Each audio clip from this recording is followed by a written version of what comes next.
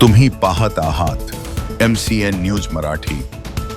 जळगाव जामोद तालुक्यातील पिंपळगाव काळे येथे प्रजासत्ताक दिन मोठ्या उत्साहात साजरा करण्यात आला।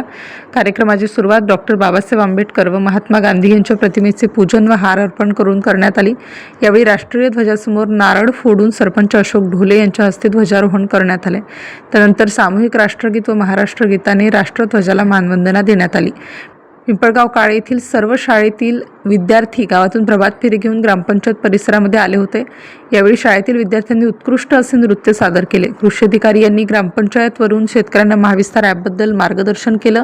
या प्रसंगी ग्रामपंचायत सदस्य, कर्मचारी, तलाठी, शिक्षकवृंद, पालक, महिला आणि नागरिक मोठ्या संख्येने उपस्थित होते। MCN न्यूज मराठीकरिता वैभव वडोदे, पिंपळगाव काळे।